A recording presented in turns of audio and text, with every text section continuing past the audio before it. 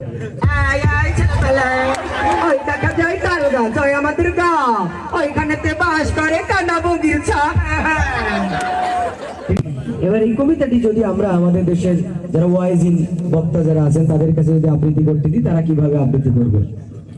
অন্য সুযোগ আমার কবি বলেছেন, ওই দেখা যায় তাল গাছ ওই আমাদের গা ওইখানেতে বাস করে গো কানা বগির ছা।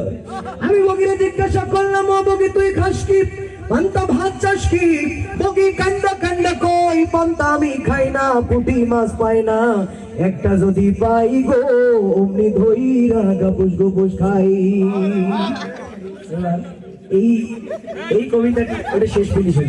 এই কবিতাটি যদি আমরা আমাদের দেশে যারা কারি সাহেব হুজুর অনেক চমৎকার করে তেলাওয়াত করেন তাদের কাছে যদি আমরা আবৃত্তি করতে দিই, তারা কিভাবে আবৃত্তি করবে?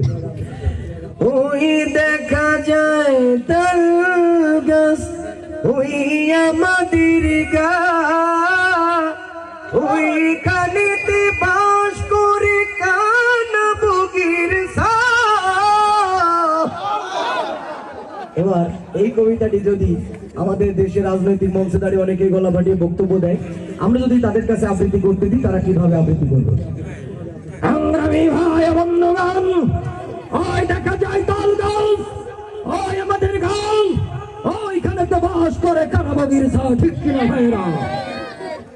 এবার এই কবিতাটি যদি আমাদের দেশের একজন শিল্পী আছে হাসান অথবা সোহাগের কাছে যদি আমরা পাঠাই, তারা আবৃত্তি করলে কিভাবে বলবে তাদের মতো? ওই দেখা যায় তাল গাছ ওই আমাদের গা ওইখানেতে বাস করে কানা বগির ছা। ঠিক কিনা? এবার এই কবিতাটি যদি আমরা আমাদের দেশের সেই হারিয়ে যাওয়া কাউয়া কাকুর কাছে যদি পাঠিয়ে দিই, তিনি আগে বলবেন, রোড ঘাট ফেটে গেছে, এটা আমি দেখিনি চোখে, তারপরেও বলবো আমাকে কেউ ফাটা কেষ্ট বলবেন না। পদ্মা সেতু কিন্তু হয়েই গেল, মেট্রো রেল হয়েই গেল, কবিতা কি একটি শোনাবো?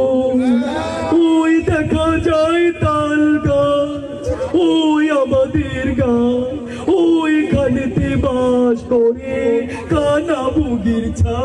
এনি রাজনীতি করার কিছু নেই। এবার এই কবিতাটি যদি আমাদের দেশনেত্রী বেগম খালেদা জিয়ার কাছে যদি আমরা পাঠাই, তিনি যদি আবৃত্তি করেন, কিভাবে আবৃত্তি করবেন? বিসমিল্লাহির রহমানির রহিম। প্রিয় দেশবাসী, আসসালামু আলাইকুম। আমি আপনাদেরকে একটি কবিতা শোনাতে চাই।